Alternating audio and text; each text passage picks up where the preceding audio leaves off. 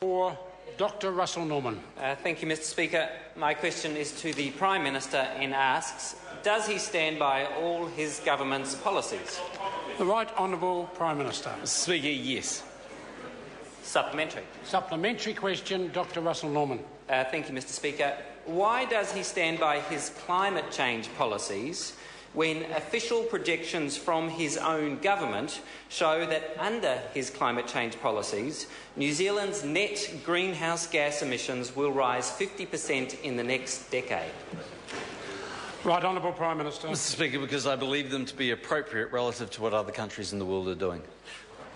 Supplementary. Supplementary question, Dr. Russell Norman. Thank you, Mr. Speaker. Does he consider that his government's climate policies are successful, given that Ministry for the Environment projections show that our greenhouse emissions will increase 50% in the next decade? Right Honourable Prime Minister. Mr. Speaker, I believe them to be appropriate. I think it's worth noting for the House that New Zealand's emissions profile is considerably different to most other countries in the world. Over half of our emissions come from agricultural emissions. The government is part of the Global Greenhouse Gas Alliance, which is investing considerably to try and find scientific solutions to that. In relation to other parts of the economy that emit greenhouse gases, Mr. Speaker, one of the benefits of having a flexible approach to electricity, for instance, is that it will allow fossil fuels, which currently make up 25% of electricity generation in New Zealand, to be phased out rather than locked in. I note that the members' policy in relation to that would do exactly that, lock in a poor-performing, high-emitting plant like Huntly over and above new renewable energy that could be brought on stream. Your policies promote coal, Russell. Supplementary question, Dr. Russell Norman. Thank you, Mr. Speaker. So, with regard to the government's electricity policies, is he aware that according to the Ministry of Business, Innovation and Employment, the forecasts officially produced by his government is not on target to meet its goal of 90% renewable generation by 2025, according to his own government statistics? Right Honourable Prime Minister. Well, Mr. Speaker, that's 11 years away, and what I can say is that we have policies in place that are promoting renewable energies. We've also got significant policies to insulate homes. We've insulated over 320,000 homes in the time that we've been in office, including every state house that can be insulated. Mr. Speaker, the government's led the charge on this. I note that the Green Party wants to lock us into coal-fired power plants, and I'm surprised the Green Party wants to do that. Why would you do that? Order. Supplementary question, Dr. Russell Norman. Thank you, Mr. Speaker. Given that his government's climate policies are driving up New Zealand's greenhouse gas emissions, and his government's own projections show they won't meet the 90% by 2025 renewable energy goals, electricity goals, will he support policies to turn this around, including the Green Party's solar homes policy, which is designed to encourage the uptake of distributed renewable generation? Right, Honourable Speaker, Prime Minister. Firstly, I reject the premise of the member's question, but in relation to solar energy, I think there's a few things that would be important. The first is the member actually needs to be upfront with the New Zealand public and be honest and say when there is a subsidy involved, that involves one group of New Zealanders paying another. Secondly, the member needs to read the ECA website, which makes it actually quite clear to quote-unquote, these systems will never pay for themselves. Mr. Speaker, he seems to also forget that solar is 3 times more expensive than other renewable energies. Actually, I'm not grumpy. I hear your caucus didn't go too well. Order, order, order, order, order. Question number 5, Tim Mackin.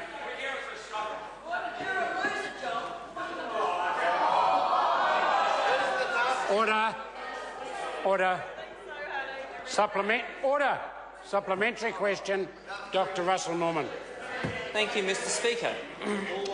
Why is he so opposed to the Green Party's Solar Homes initiative, which will cost the taxpayer virtually nothing and involves no subsidies from the taxpayer, Yet it will enable tens of thousands of ordinary Kiwi families to generate their own power, reduce their power bills and be part of a clean energy future.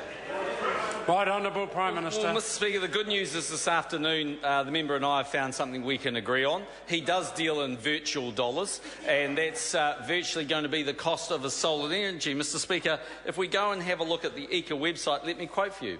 As you will generally be selling electricity, excess electricity for significantly less than the retail price, most grid-connected systems will never pay for themselves, let alone reduce your energy bills or make you money.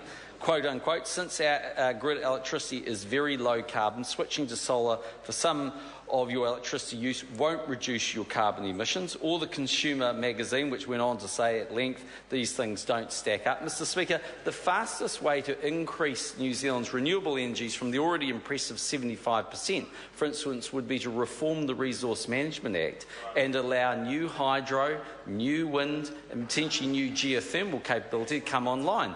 Those members oppose that. What they want to do is they want other taxpayers to subsidise another group to pay for electricity which is 3 times more expensive than the existing electricity that we could bring on stream. No wonder they want to get together with the Labour Party. Order that question. Order. Supplementary question, Dr Russel Norman. How does he consider that his climate change policies are successful when, as a result of his policies, New Zealand's net greenhouse gas emissions, according to the Ministry for the Environment, will increase 50% in a decade? How is that a successful policy that he wants to keep continuing?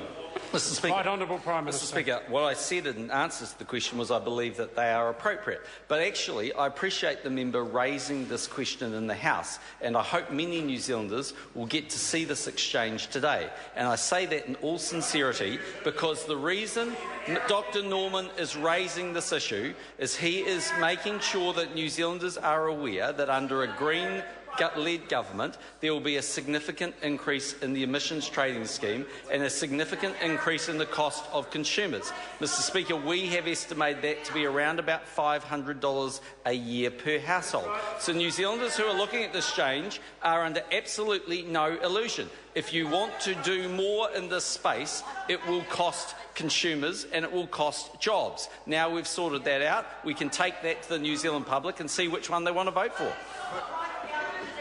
Order. Supplementary question, Dr Russel Norman. Thank you, Mr Speaker. What does the Prime Minister think will be the result if every country on the planet increases its net greenhouse emissions by 50% in the next decade, which is what this government is proposing? Does he understand that the result of that will be out of control, human-caused climate change, and politicians like him will be responsible for the climate disaster that our children will inherit? Right Honourable Prime Minister. Firstly, Mr Speaker, I reject the premise of the question. But secondly, Mr Speaker, let's make it quite clear. New Zealand is 0.2% of world emissions.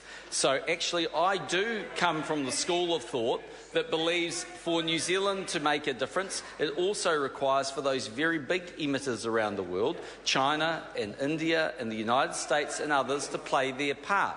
But as I said earlier, and here is where the rubber literally hits the road, the member is making it quite clear to New Zealanders today that if the Greens are part of a Labour government, there will be a significant increase in costs to consumers. That's fine as a policy to have, but let's not shy away from this when we're on the campaign trail, because Dr Norman, what you are telling New Zealanders is they will pay at least $500 a year a household. Let's see what they think of that. Order. Order. Point of order, Dr Russel Norman. Thank you, Mr Speaker. The Prime Minister has disputed the claim, so I seek leave to table the documents. Can the member two documents? Leave us sought to table documents now. I want a description of the document and the source. And so the first document is the projections on not achieving the 90% renewable by 2025. The Ministry of the Moby MED paper, all scenarios from Generation Build March 2012. Order. That information is very easily available to members. Well, not apparently to the Prime Minister. Order. Point of order. Point of order. Point of order, Order. Point of order, Dr. Russell Norman. So the other disputed fact is about net projections. Order. For the member resume his seat. Order. If the member wants to seek leave to table a document, he needs to rise to his feet without adding any other words, describe the document and then the source, and then I will consider whether it's worthy to put the leave to the House. Point of order, Dr. Russell Norman. I seek to leave to table. Thank you. There's Colin showed it as well, but it won't work. Order. And secondly, any point of order will be heard in silence. Dr. Russell Norman. I seek leave to table the table on page 60 of MFE's report for the year ended 30 June 2013. Order, and I don't need to hear any more. Again, that information is freely available. Point of order, Honourable David Cunliffe. Mr. Speaker, I seek leave to table a data series from the Statistics New Zealand InfoShare series, proving that the Prime Minister was wrong. Again, we do not have the lowest level of migration. Order. The member again is attempting to abuse the privilege of seeking to table a document. New Zealand statistics are freely available.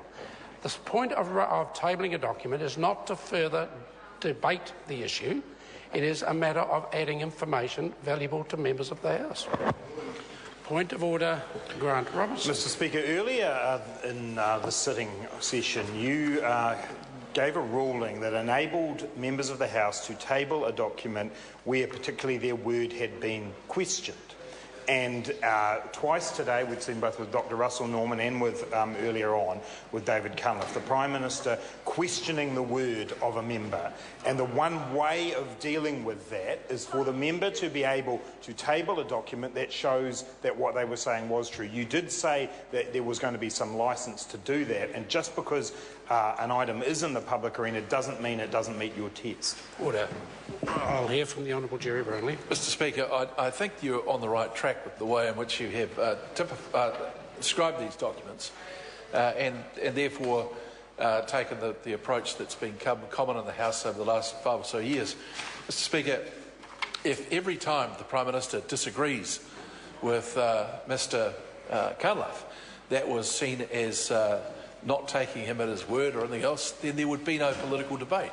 So I think, Mr. Speaker, the crossover here between the two things, one is the ability to disagree, it should prevail, as opposed to having to agree for fear of hurt feelings on the part of the Honourable David Cunliffe. I will hear from the Honourable David Cunliffe. 2 points, Mr. Speaker, for your consideration. The first is whether there is a difference in your ruling, sir, between a document which has previously been published and something which is in the public domain, the two being different.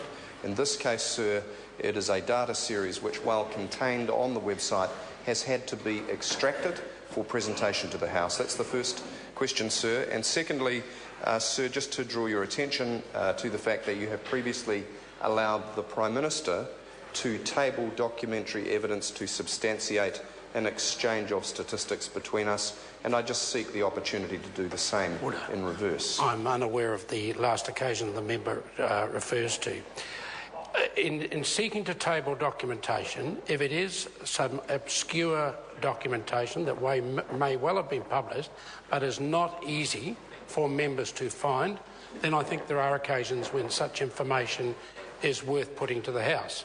I want to also comment on the point raised by Grant Robinson. There will be, on occasions, an opportunity to table a document when it has become the source of an argument between various politicians. But there will be most question times when one side will lead with one argument and another side will lead with an alternative argument. That is the nature of political debate.